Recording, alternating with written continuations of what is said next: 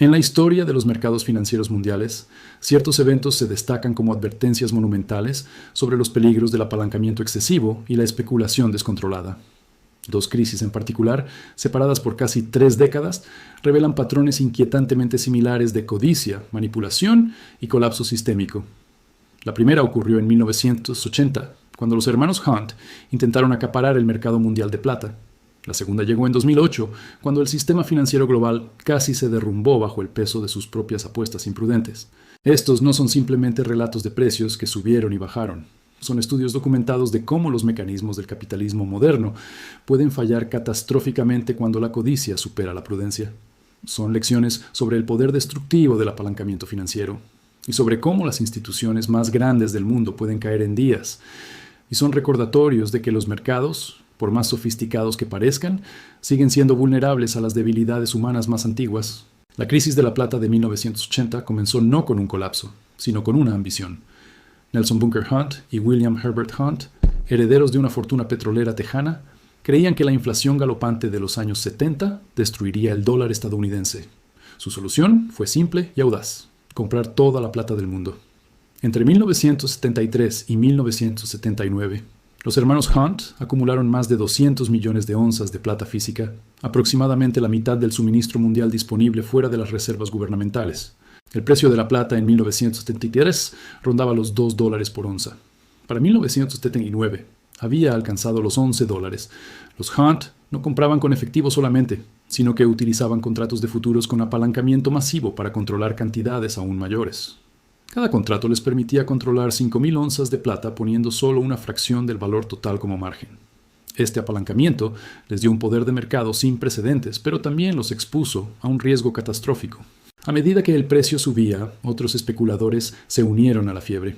El mercado de futuros de plata en la Bolsa Mercantil de Chicago se convirtió en un campo de batalla, donde los alcistas apostaban contra las instituciones financieras tradicionales. Los bancos grandes habían vendido plata en corto, apostando a que el precio caería. Ahora enfrentaban pérdidas masivas. La tensión entre los Hunt y las instituciones de Wall Street se intensificó hasta convertirse en una guerra financiera abierta. En enero de 1980, la plata alcanzó su pico histórico de $50 por onza. El acaparamiento de los Hunt había funcionado más allá de sus sueños más salvajes. Su posición en el mercado valía más de $4.000 millones, una fortuna astronómica para la época. Parecía que habían vencido al sistema, pero el sistema estaba a punto de contraatacar con fuerza devastadora. Las autoridades reguladoras y las bolsas de productos básicos se reunieron en secreto para discutir cómo detener a los Hunt. El 7 de enero de 1980, la Bolsa Mercantil de Chicago implementó la llamada Regla Silver 7, que prohibía nuevas compras especulativas de contratos de plata. Solo se permitían órdenes de liquidación. Esta decisión sin precedentes cerró efectivamente el lado de compra del mercado. Los Hunt ya no podían aumentar su posición, pero sus competidores aún podían vender en corto. Simultáneamente, las bolsas aumentaron drásticamente los requisitos de margen. Donde antes un especulador podía controlar $100.000 de plata con $10.000 de margen, ahora necesitaba poner $50.000. Este cambio repentino forzó liquidaciones masivas. Los inversores apalancados tuvieron que vender posiciones para cumplir con los nuevos requisitos de efectivo. El precio comenzó a tambalearse bajo la presión de ventas. Los hermanos Hunt enfrentaron un dilema imposible. Tenían posiciones enormes que requerían cientos de millones de dólares en margen. Sus activos estaban invertidos en plata física y contratos de futuros, que ahora no podían vender fácilmente sin hundir el precio. Necesitaban efectivo urgentemente, pero sus propias posiciones eran tan grandes que cualquier intento de venta desencadenaría un colapso. Estaban atrapados en una trampa de liquidez de su propia creación. El 27 de marzo de 1980, un día conocido en la historia financiera como el Jueves de Plata, el mercado colapsó. La plata cayó de más de $20 a menos de $11 en un solo día. Los hermanos Hunt no pudieron cumplir con sus llamadas de margen de $100 millones. Sus corredores comenzaron a liquidar posiciones forzosamente, lo que aceleró aún más la caída. El pánico se apoderó de los mercados de productos básicos en todo el mundo. La crisis amenazó con destruir no solo a los Hunt, sino también al sistema de compensación que garantiza todos los contratos de futuros. Si los Hunt incumplían completamente, la Cámara de Compensación tendría que absorber miles de millones en pérdidas. Esto podría causar un efecto dominó de quiebras bancarias. La Reserva Federal intervino para organizar un rescate de emergencia, orquestando un paquete de préstamos de $1.000 millones para evitar el colapso sistémico total. Los hermanos Hunt finalmente se declararon en bancarrota en 1988. Perdieron su fortuna familiar acumulada durante generaciones. Fueron acusados de manipulación del mercado y enfrentaron múltiples demandas civiles y criminales. Aunque evitaron la cárcel, su legado quedó manchado para siempre. La crisis de la plata dejó cicatrices permanentes en los mercados de productos básicos y llevó a regulaciones más estrictas sobre la especulación apalancada. Las lecciones de 1980 parecían claras. El apalancamiento excesivo es peligroso. Los mercados no pueden ser acaparados indefinidamente y las autoridades intervendrán para proteger la estabilidad sistémica. Sin embargo, estas lecciones fueron olvidadas sorprendentemente rápido. Menos de 3 décadas después, el sistema financiero mundial replicaría los mismos errores a una escala exponencialmente mayor. La crisis de 2008 demostraría que las instituciones más sofisticadas del mundo son tan susceptibles a la codicia irracional como 2 especuladores de Texas. La crisis financiera de 2008 tuvo raíces en el mercado inmobiliario estadounidense. Durante los años previos, los bancos habían otorgado hipotecas a millones de prestatarios con capacidad cuestionable de pago. Estas hipotecas de alto riesgo, conocidas como subprime, fueron empaquetadas en instrumentos financieros complejos llamados valores respaldados por hipotecas. Los bancos vendieron estos paquetes a inversores de todo el mundo, transfiriendo teóricamente el riesgo fuera de sus balances. Pero el riesgo no desapareció, solo se oscureció.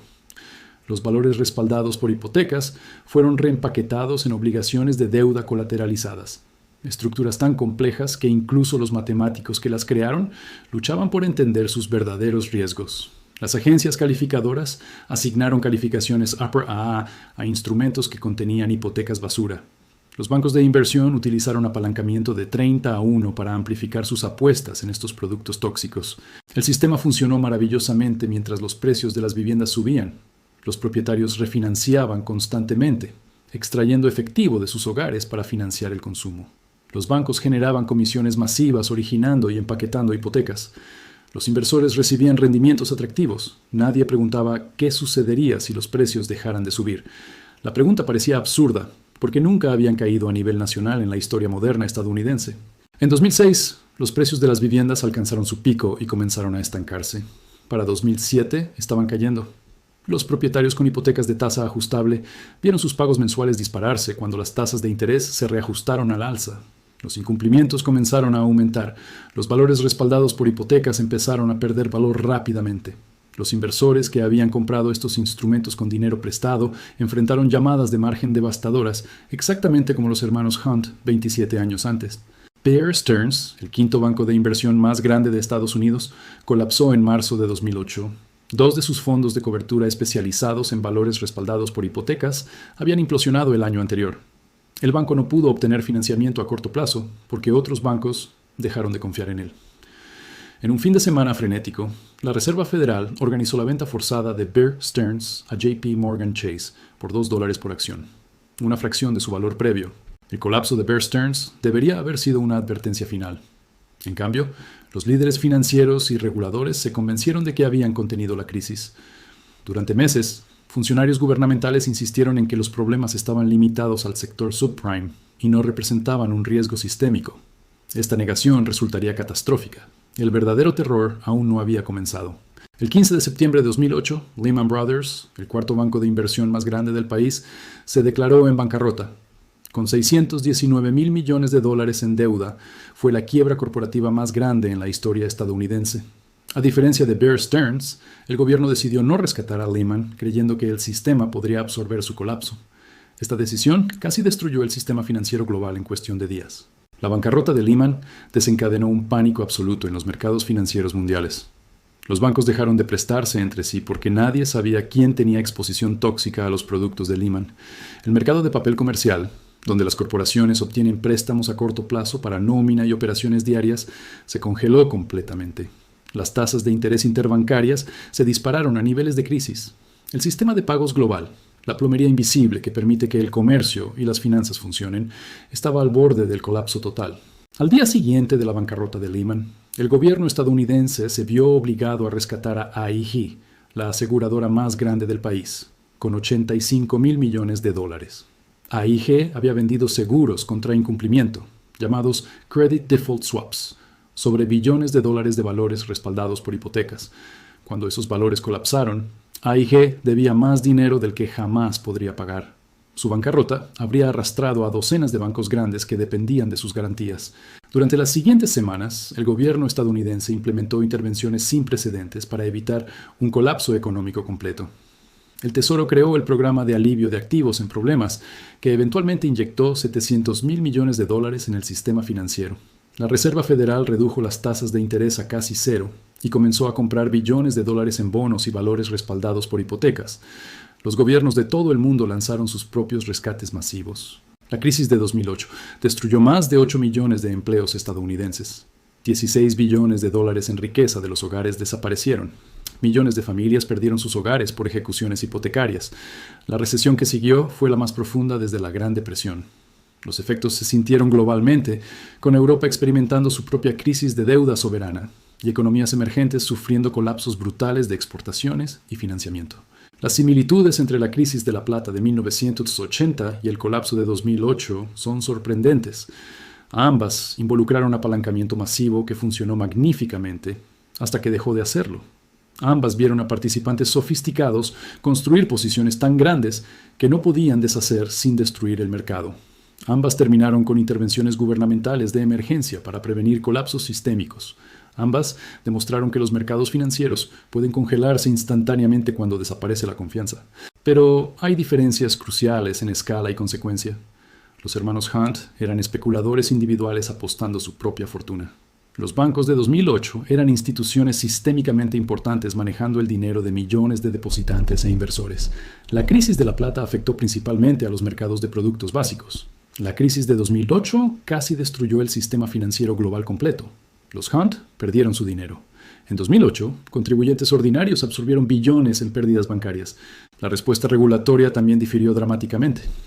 Después de 1980, las autoridades implementaron límites de posición más estrictos en los mercados de productos básicos.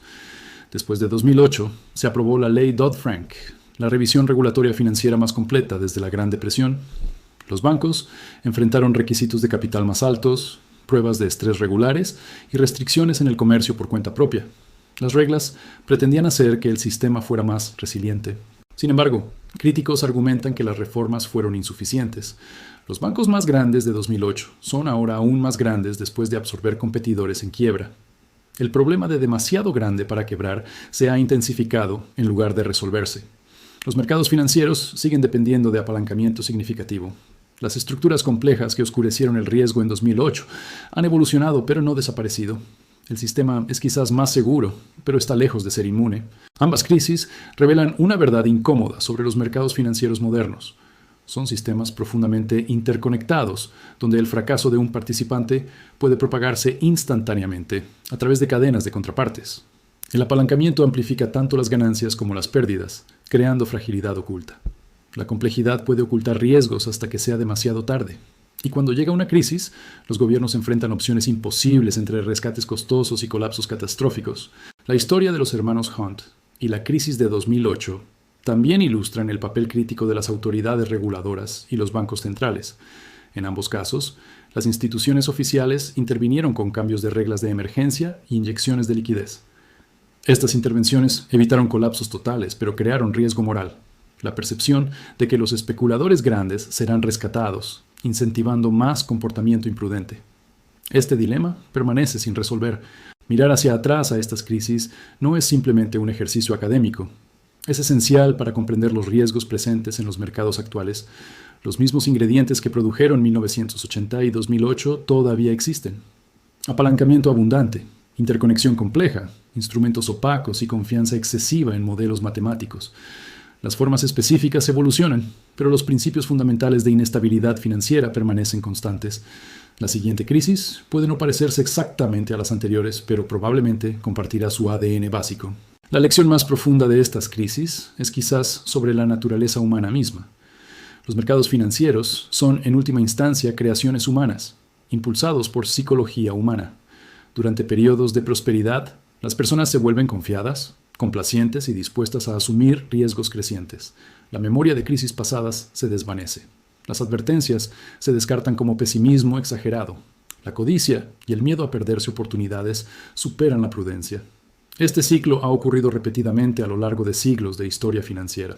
Documentar estos eventos cumple un propósito vital. Preserva lecciones que de otro modo podrían olvidarse. Proporciona contexto histórico para comprender desarrollos actuales y recuerda a los participantes del mercado y a los responsables de políticas que la estabilidad financiera no debe darse por sentada. Los sistemas que parecen sólidos pueden desintegrarse con sorprendente rapidez. La vigilancia constante y la humildad sobre lo que no sabemos son esenciales para navegar un mundo financiero que permanece fundamentalmente impredecible. La crisis de la plata de 1980 terminó hace más de 4 décadas. La crisis financiera de 2008 ya es historia lejana para muchos, pero sus ecos resuenan en los mercados de hoy. Las instituciones rescatadas entonces siguen siendo pilares del sistema. Las políticas implementadas en respuesta aún dan forma al panorama financiero. Y las preguntas fundamentales que estas crisis plantearon sobre cómo regular el apalancamiento, proteger la estabilidad y equilibrar la innovación financiera con la prudencia siguen sin respuestas completamente satisfactorias. Estas historias nos recuerdan que los mercados financieros no son máquinas perfectas de eficiencia, son arenas humanas donde la ambición, el miedo, la codicia y el juicio, a veces defectuoso, interactúan con consecuencias masivas. Entender sus fallas pasadas no garantiza evitar fallas futuras, pero aumenta las probabilidades. La historia financiera no se repite exactamente, pero sin duda rima, y aquellos que ignoran sus patrones están condenados a redescubrirlos dolorosamente.